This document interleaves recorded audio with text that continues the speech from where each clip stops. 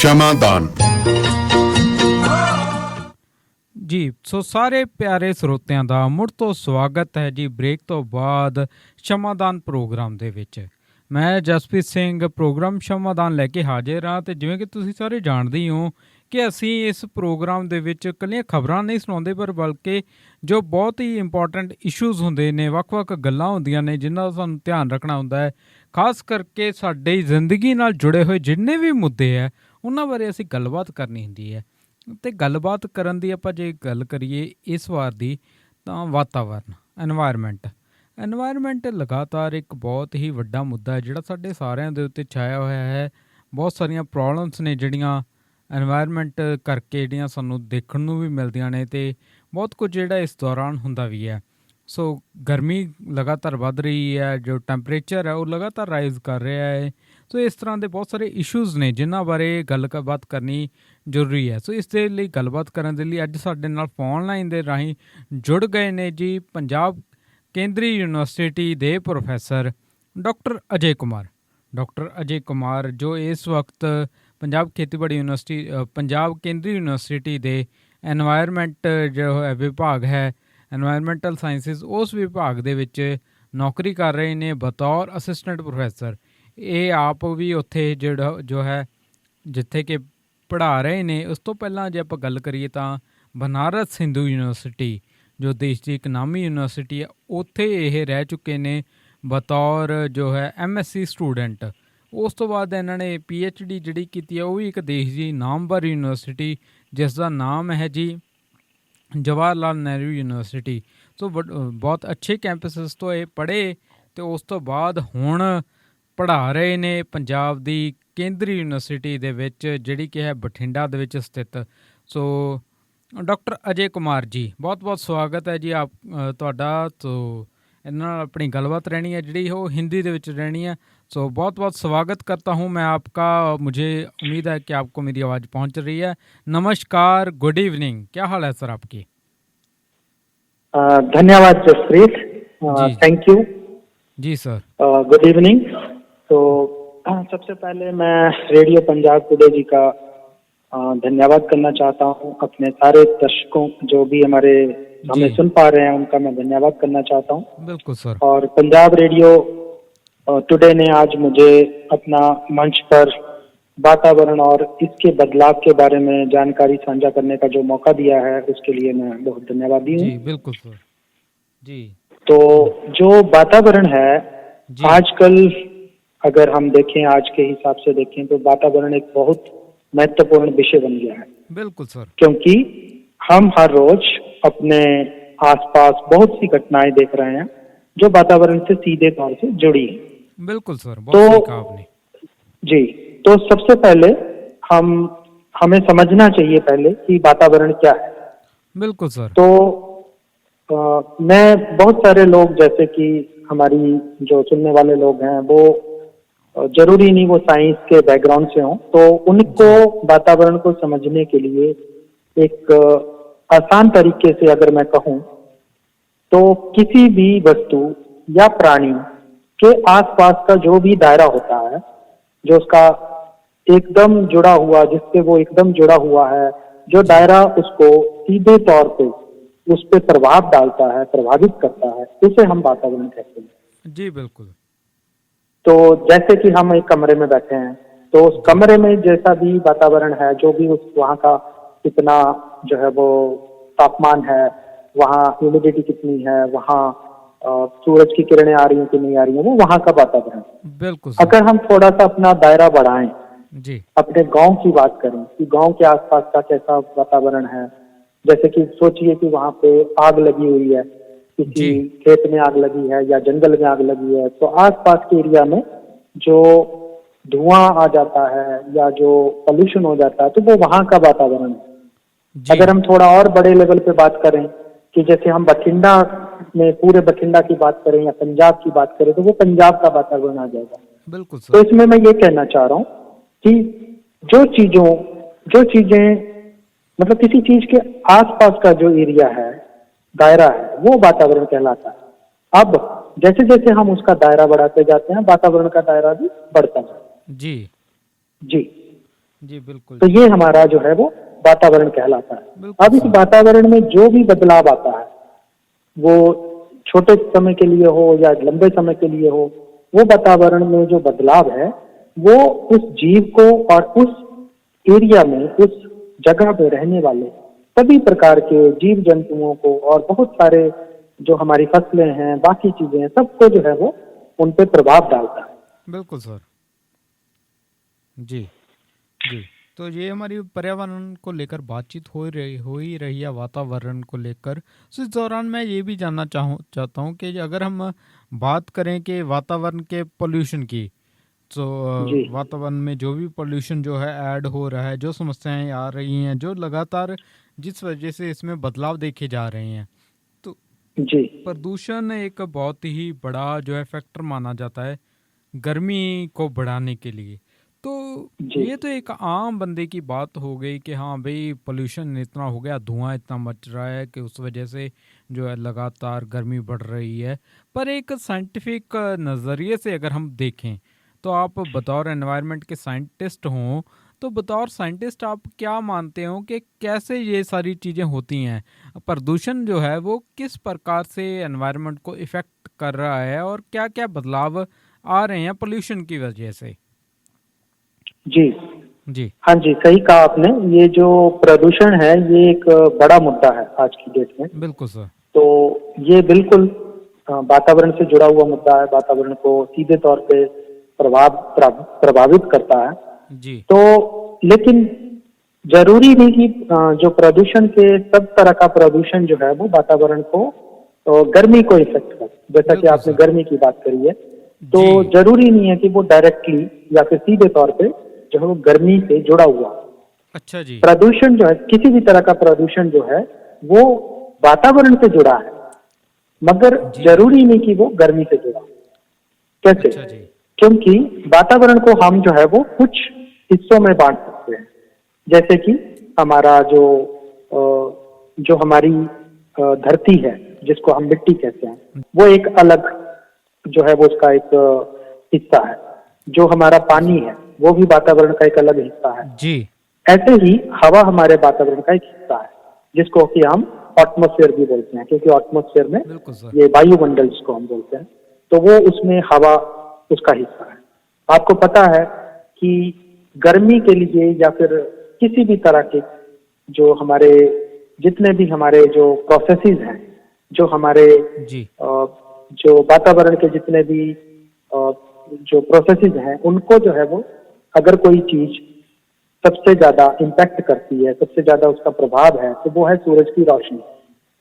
जी, तो बिल्कुल। जो सूरज की रोशनी जो धरती पर गिरती है, उससे जो है वो सबसे पहला जो ऊर्जा का स्रोत है वो सूरज है। अब सूरज जी, और धरती के बीच में जो ये जो गैसेज हैं, जो बहुत सारी गैसेज होती हैं, उनकी उनकी लेयर्स होती है, जिसको कि हम वायुमंडल कहते हैं। इसमें बहुत सारी अलग अलग लेयर होती हैं, आपने सुना होगा। उनको ट्रोपोस्फेयर कहते हैं, बिल्कुल। स्ट्रेटोस्फेयर कहते हैं, जी, जी, थर्मोस्फेयर जी, कहते हैं। उनकी ज्यादा डिटेल में नहीं जाते हुए मैं सिर्फ इतना बताना चाहूंगा कि ये लेयर जो होती हैं, गैसेज जो होती हैं, इनमें से कुछ गैसेज ऐसी होती हैं जो कि जो आती सूरज की रोशनी है उसको अपने में एब्जॉर्ब कर लेती जी हैं और सर। जो है वो नीचे आने से रोकती हैं। जी, ऐसे ही कुछ गैसेज हैं जो रोशनी आती है, हमारी धरती जो है वो उसको या पानी जो है वो उसको अपने में एब्जॉर्ब कर लेता है। अपने में एब्जॉर्ब करने के बाद जो है वो फिर दोबारा जो है वो उनको छोड़ता है, उस जी एनर्जी सर। को छोड़ता है। तो उस जो ये गैसेज हैं उस एनर्जी को एब्जॉर्ब कर लेती है। अब इसके वजह से टेम्परेचर जो है वो बढ़ता है, यानी कि जी, जो हमारी पृथ्वी है उसकी जो है वो गर्मी बढ़ती है, या जी, किसी भी एरिया की गर्मी जो है वो बढ़ती है। तो गर्मी के पीछे का जो सिद्धांत है वो ये है। इसको जनरली हम, अगर आपने सुना होगा, इसको ग्रीन हाउस इफेक्ट बोलते हैं। बिल्कुल सर, बिल्कुल। तो ये जो गैसेज हैं, अब इन गैसेज में गैसेज आती है हमारे पास कार्बन डाइऑक्साइड, जी, फिर उसके बाद मीथेन का नाम सुना होगा आपने, मीथेन आती है। फिर ये जो हम ओजोन जो होती है, जो कि नीचे ट्रोपोस्फेयर में होती है, वो भी होती है। फिर उसके बाद जो है वो जो CFCs हैं, क्लोरोफ्लोरोकार्बन, जो कि कूलेंट के तौर पे यूज होती हैं बहुत सारे एयर कंडीशनिंग सिस्टम में, रेफ्रिजरेटर्स में। तो वो जो है वो जी, ये पूरी तरह से ये जो गैसेज हैं, ये उस जो धरती द्वारा छोड़ी गई जो एनर्जी है, जो ऊर्जा है, जी, उसको जो है वो दोबारा से एब्जॉर्ब कर लेती है और धरती की तरफ दोबारा उसको भेज देती है, जिसकी वजह से टेम्परेचर इंक्रीज होता है। तो अच्छा जी, जब प्रदूषण में ये गैसेस की मात्रा बढ़ेगी तो एरिया का, किसी भी एरिया का डायरेक्टली जो है वो सीधे तौर पे टेम्परेचर जो है वो इंक्रीज करेगा। जी, तो ये है सीधे तौर पे। ठीक अब है, दूसरी चीज जो आपने बताई कि प्रदूषण कैसे गर्मी से रिलेटेड है, तो बिल्कुल पहले तो सर, ये मैंने आपको बताया कि ये गैसेस की अगर मात्रा अगर बढ़ेगी जी, तो गर्मी बढ़ेगी, बिल्कुल सर, लेकिन ये मात्रा एकदम से नहीं बढ़ती है, ये समय के साथ धीरे धीरे धीरे बढ़ती है, जी, क्योंकि हमारा वायुमंडल बहुत बड़ा है। जैसे ही ये चीजें, ये गैसेस जो है वो एटमॉस्फेयर में रिलीज होती हैं, तो वहां से ये फैल जाती है, जिसकी वजह से धीरे धीरे ये होता है। जी सर, लेकिन जब पोल्यूशन, अगर आप जैसे कि आप जाते होंगे, शहर में जाते होंगे जहाँ पे बहुत भीड़ भाड़ है, तो बिल्कुल सर, वहां पे आपने देखा होगा कि थोड़ा, अगर थोड़ी गर्मी भी है और साथ में धुआं है, साथ में छोटे छोटे ये पार्टिकल्स हैं, गंदी गैसेज हैं, तो जी, आपको मतलब स्वाभाविक तौर पे बहुत ज्यादा गर्मी महसूस होती है, ज्यादा बुरा लगता है। तो जो हमें महसूस जो गर्मी ज्यादा होती है वो प्रदूषण के इस तरीके से होती है। जी, तो प्रदूषण, लंबे तौर पे प्रदूषण अगर हम देखें, जो लंबा हमारा समय है उसमें तो प्रदूषण जो है वो इन चीजों को बढ़ा रहा है, गर्मी को बढ़ा रहा है। लेकिन जी जो सर, हमारा डेली रोज की दिनचर्या हमारी है, उसमें जब हम गंदी जगह पे, जब हम बहुत धुएं वाली जगह पे, बहुत पॉल्यूशन वाली जगह पे अगर हम जाते हैं और साथ में धूप में जा रहे हैं, तो हमें ऑटोमेटिकली हमें ज्यादा गर्मी महसूस होती है। जी, बिल्कुल जी। सर, जी सर। तो अगर ये तो बात होगी पोल्यूशन की, तो पोल्यूशन के अलावा अगर कोई और भी बात होती है जो एनवायरनमेंट को इफ़ेक्ट करती है, ख़ास करके हम बात करें कि जो अब आजकल हम कह रहे हैं कि क्लाइमेट चेंज बहुत हो रहा है, गर्मी एकदम से लगातार बढ़ जाती है, सर्दी ज़्यादा आ जी। जाती है। तो ये जो जी। चीज़ें हैं, ये पोल्यूशन के अलावा और क्या चीज़ होती है जो इसे इफ़ेक्ट करती है? हाँ जी, जैसे मैंने आपको बताया कि सबसे जो पहला स्रोत है ऊर्जा का, सारी जो एनर्जी है जो धरती पे आ रही है, उसका सबसे बड़ा सोर्स जो है या स्रोत जो है वो है हमारा सूरज। जी, बिल्कुल तो सर। सूरज की जो किरणें हैं वो जब आती हैं, उनके और धरती के बीच में अगर कोई भी रुकावट है या जी, किसी चीज, कोई गैस बढ़ जाती है या छोटे छोटे ये जो हम धुएं से पार्टिकल होते हैं, जो डस्ट पार्टिकल्स होते हैं, जी, जो कण होते हैं, अगर ये ज्यादा बढ़ जाते हैं तो सीधे तौर पे जो सूरज की रोशनी आ रही है उससे जो है वो, उसका जो रास्ता जो है वो रुकता है। तो जिसकी वजह से बहुत सारे जो हमारे जो जो एटमॉस्फेयर में जो चेंजेस आते हैं, जी एनर्जी के सर। जो चेंजेस आते हैं, जिनको हम एनर्जी बैलेंस कहते हैं, उसमें जी, जो है वो चेंजेस आते हैं। तो वो एक सीधे तौर पे इसको इम्पेक्ट करता है।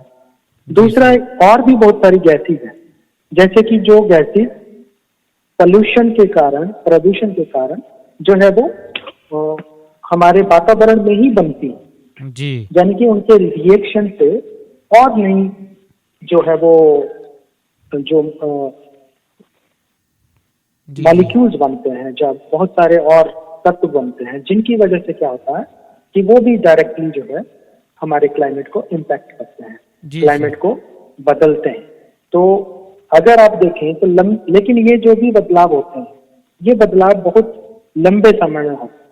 जी जैसे कि सर। अगर हमारे आसपास अगर आप देखेंगे, खास करके कुछ खास सीजन्स में, जैसे कि दिवाली का सीजन होता है बिल्कुल सर। या फिर कोई और सीजन होता है, जैसे कि मई के सीजन में आप देखते होंगे कि डस्ट स्टॉर्म्स आते हैं, जी हाँ, जी हाँ बहुत जी। बिल्कुल, धुआं, ठंडा सॉरी, में तो ये ख़ास जो करके डस्ट काफ़ी है रहते हैं। बहुत जी ज्यादा सर। एटमोसफेयर में फैल जाता है। बिल्कुल सर। फिर आप देखे होंगे कि दिवाली के समय बहुत ज्यादा धुआं धुआं हो जाता है, क्योंकि सारे देश में जो है वो पटाखे पटाखे वगैरह चलते हैं। जी फूटते हैं, सर। बहुत सारा धुआं हो जाता है। अब ये इन इन जो घटनाएं हैं, जो इनको छोड़ करके अगर आप देखेंगे तो जो छोटी मोटी घटनाएं हैं, जी, हर जी। दिन हम लोग कूड़ा जलाते हैं, हर दिन हमारे यहाँ अगर आप बिल्कुल सर। देखेंगे बहुत सारे घरों में जो है वो लकड़ी जलती है, जी, बहुत सारी और चीजें जलती हैं, तो आपको इतना ज्यादा पोल्यूशन देखने को नहीं मिलता है। बिल्कुल सर। लेकिन अगर हम देखें तो वो चीजें हमेशा से लगातार थोड़ा थोड़ा थोड़ा थोड़ा जो है वो हमारे वायुमंडल में इन चीजों को छोड़ते जाती हैं, जो बिल्कुल कि सर। कई बार क्या है उसमें उसमें से जो है वो नीचे धरती पे गिर जाती हैं, जी, हमारी बारिश की वजह से या किसी और वजह से।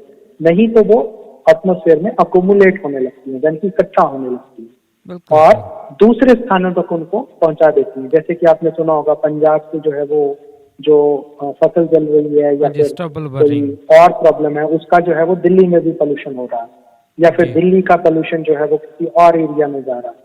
तो जो जी, ये सिचुएशन अगर आपको सुनने को जो मिलती है वो इसी वजह से मिलती है, क्योंकि ये चीजें हमारे वायुमंडल में रहती हैं और ज्यादा समय तक उसमें जो है वो रहने की वजह से जो है वो और ज्यादा दिक्कत करती है। जी, लेकिन जी, जो वायुमंडल के जो बड़े बदलाव हैं जिनको हम क्लाइमेट चेंज कहते हैं, वो बहुत धीरे धीरे धीरे होते हैं।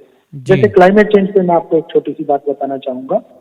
दो चीजें हैं, दो आपने बार बार सुनी होगी ये दो चीजें, जैसे कि वेदर होता है बिल्कुल सर। और एक आपने सुना होगा क्लाइमेट। ना जी, वेदर और क्लाइमेट में क्या फर्क होता है? जी, बिल्कुल सर, तो हम जानना चाहेंगे। इसमें एक चीज समझना बहुत जरूरी है। वेदर जो है हमारा, जो हर दिन का हर पल का जो अ, गर्मी है, जो ह्यूमिडिटी है, जो सनलाइट है, वो जो है उसको हम वेदर कहते हैं, यानी कि ये हर दिन का हर पल का है।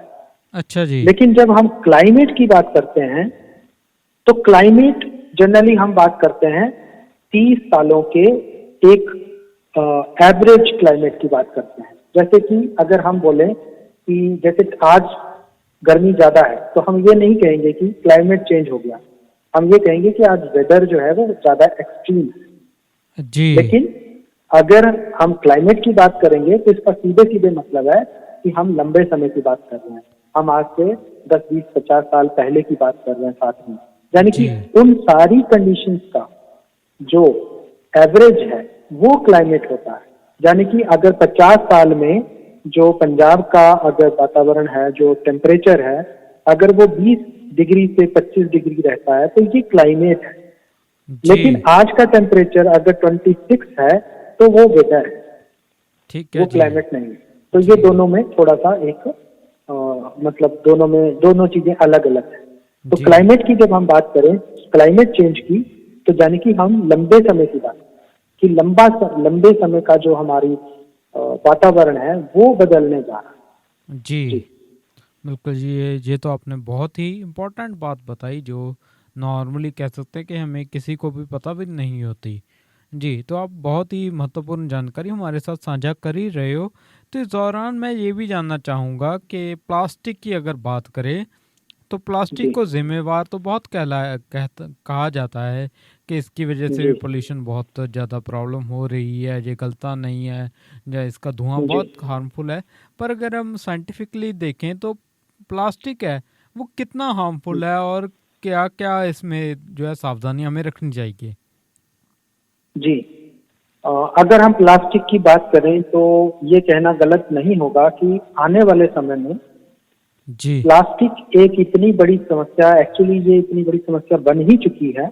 लेकिन आने वाले समय में अगर आज से मैं 10 साल की बात करूं, तो अगर इसी ट्रेंड से, इसी अ, मतलब जैसे अभी ये चीजें चल रही हैं, अगर ऐसे ही चलती रही तो आने वाले 10 से 20 साल में प्लास्टिक से जुड़ा जो हमारा पोल्यूशन है, जो सब आप देखोगे गली कूचे कोने पे पानी में इतना प्लास्टिक जमा हो जाएगा कि हम जी, लोग समझ भी नहीं पाएंगे कि अब इसका क्या करें।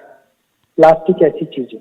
जी, प्लास्टिक के साथ प्रॉब्लम क्या है, मेजर जो जो सबसे बड़ी समस्या प्लास्टिक के साथ है कि प्लास्टिक जब वातावरण में होता है तो कोई भी जीव जंतु, कोई भी और बहुत छोटे छोटे सूक्ष्म जो जीव हैं वही इसको, कुछ जीव उसमें भी जो इसको जो है वो पूरी तरह से खत्म कर सकते हैं, इसको डिग्रेड कर सकते हैं, नहीं तो जी, ये डिग्रेड नहीं होता। जिसकी जी, वजह से ये जो है वो ज्यादा समय तक, लंबे समय तक अगर आप देखेंगे तो ये मतलब वातावरण में रहता है। आपने देखा होगा कि कुछ प्लास्टिक जो है बैग्स हैं वो जो है वो धरती में मिट्टी में दब जाते हैं। जब बिल्कुल आपने सर। देखा होगा कि जब फसल की बुआई करते हैं तब वो फिर निकलते हैं तो आप देखेंगे कि बहुत सारे वो वैसे के वैसे होते हैं या फिर बिल्कुल वो सर। बिल्कुल भी मतलब बड़े बड़े थोड़े बहुत कटे फटे होते हैं, नहीं तो वो नहीं टूटते हैं। तो ये एक सबसे बड़ी प्रॉब्लम है। अब इसमें से एक और बड़ा खतरा जो सामने आया है कि ये जो प्लास्टिक है ये बड़ी तरह की होती है। जी। आपने कभी सोचा भी नहीं होगा कि क्या क्या चीजें प्लास्टिक से जुड़ी हैं। अगर जी बिल्कुल। मैं जस्ट अपने श्रोताओं से कहना चाहूंगा कि जस्ट आप सुबह उठते हैं तो आप एक नजर देखें अपने आसपास कि कितनी चीजें आपके पास प्लास्टिक की।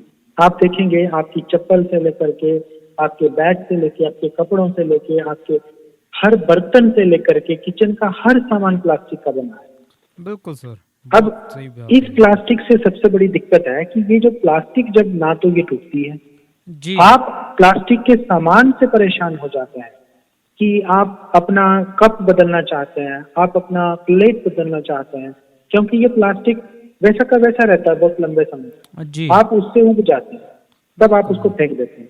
फिर ये जी। छोटे छोटे टुकड़ों में टूटता है, बहुत छोटे छोटे टुकड़ों में, जो टुकड़े कभी कभी दिखाई भी नहीं देते, जिनको माइक्रो प्लास्टिक कहते हैं। जी सर। ये माइक्रो प्लास्टिक हमारे वातावरण में, हमारे पानी में कितनी बढ़ गई है कि अब जो है बहुत सारे जीवों में, मछलियों में, बहुत सारे जो है वो हमारे नदियों के और समंदर के जीवों में जो है वो ये इकट्ठी होने लग गई है। जी और सर। अगर आप देखेंगे तो ये आदमियों आदमियों में भी, जैसे कि अभी हम नमक जो है वो समंदर से लेते हैं, समंदर से जो बिल्कुल हम सर। नमक, जो समंदर जो नमक का स्रोत है, अगर जी। वहां से देखें तो जो अभी की जो रिसर्चेस हुई हैं, जो शोध हुए हैं, उनमें ये पता चला है कि हमारे जो खाते हैं हम नमक, उसमें काफी मात्रा में जो है वो प्लास्टिक पाई गई है, छोटी छोटी प्लास्टिक पाई गई है। जी। फिर जो हम जो पानी पीते हैं उसमें भी इतनी छोटी छोटी मात्रा में जो है प्लास्टिक पाई गई है कि उसको छानना बड़ा मुश्किल है। तो जी। ये जो समस्याएं हैं प्लास्टिक से, ये डायरेक्टली जुड़ी हुई हैं, जो कि आने वाले समय में हमको काफी प्रॉब्लम या काफी हमारे लिए जी समस्या जो है वो खड़ी कर सकती है। बिल्कुल जी बिल्कुल सर। तो इसी दौरान मैं ये भी जानना चाहूँगा कि ये तो बात होगी प्लास्टिक की। तो प्लास्टिक तो हमारे लिए हानिकारक है ही, भले ही हम यूज़ करें। इसके साथ ही हम जी एक और चीज़ है जिसे बहुत ज़्यादा यूज़ करते हैं, वो है एयर कंडीशनर। तो जी क्योंकि गर्मियाँ जितनी बढ़ जाती है तो एयर कंडीशनर हम उतना ज़्यादा यूज़ करते हैं। तो समय हमारे पास ज़्यादा नहीं रहा, तो थोड़ा सा ब्रीफली में इसके बारे में बता दीजिए हमें। जी। जी। जैसा कि एयर कंडीशनिंग की बात है, एयर कंडीशनिंग में आप जानते हैं कि अभी एयर कंडीशनिंग जो एसी बिल्कुल। हैं, उनका जी रोल या उनका यूज जो है वो बहुत ज्यादा बढ़ रहा है। बिल्कुल क्योंकि सर। जितनी भी ज्यादा गर्मी हो रही है, बहुत सारे लोग हमारे पास, हम पैसा तो ज्यादा कमाने लग गए हैं, जी। लेकिन हमारा जो वातावरण है हम उसको चेंज नहीं कर सकते। जी। तो जिसकी वजह से हम क्या कर रहे हैं, हम पैसे का यूज करके ऐसे जो है वो साधनों का यूज कर रहे हैं कि जिनसे हमें थोड़ा आराम मिले, जैसे कि रेफ्रिजरेटर्स हैं हमारे, जी। फिर जो है वो एयर कंडीशनर्स हैं, इनको हम यूज कर रहे हैं। लेकिन इनमें कुछ गैसेस का यूज होता है जिनको क्लोरोफ्लोरोकार्बन कहते जी। हैं। अब ये गैसेस जो हैं, ये जो मैंने आपको बताया था कि ग्रीन हाउस इफेक्ट, जो लंबे तौर पे हमारे जो पृथ्वी का जो टेम्परेचर बढ़ता है जी उसके सर। लिए ये जिम्मेदार है। जी। इनका प्रयोग जो है वो 1975 के आसपास शुरू हुआ था और उसके जी बाद सर। से इनका प्रयोग बहुत बढ़ गया है। और बिल्कुल सर। अभी इनका प्रयोग जो है वो सीधे तौर पे अगर हम देखें तो दिन दुगना, जैसे कि वो हर साल वो बढ़ ही रहा है। तो जी। ये इसका बढ़ना है, ये आने वाले समय के लिए काफी प्रॉब्लम या काफी समस्या खड़ी करेगा। जी इसी से जो है वो, जी। अगर आपने सुना होगा, ओजोन जो एक हमारी लेयर होती है जो कि हमें बचाती है, जी। जो पराबैंगनी किरणें हैं उनसे हमें बचाती है, ये उसको भी इफेक्ट करता है, उसको भी खत्म करता है। तो जी। इसकी वजह से, इसके जानकारी की वजह से अभी जो है वो हम ऐसी गैसेस का यूज करने की तरफ मुड़ रहे हैं कि जिनसे कि इन्वायरमेंट को कम से कम खतरा हो या कम से कम उनको प्रभाव पड़े, लेकिन फिर भी इनका प्रभाव जो है वो हमारे वातावरण पर है ही, जी। और जी वो सर। आने वाले समय में बढ़ेगा, क्योंकि अभी इनका जो ये गैसेज हैं या ये जो हमारे उपकरण हैं, इनका हम प्रयोग जो है वो बढ़ा ही रहे हैं। जी, जी सर। जी सर, जी। तो बहुत-बहुत शुक्रिया सर अजय कुमार सर आपका। तो आपने बहुत जी। डिटेल में हमारे में साथ ये जानकारी साझा की। तो रेडियो पंजाब टुडे के प्रोग्राम श्रमदान में शामिल होकर ये बहुत ही इम्पोर्टेंट बातें हमारे साथ साझा करने के लिए बहुत-बहुत धन्यवाद सर। जी, थैंक यू जी, जसप्रीत जी, और thank you radio today. Ji.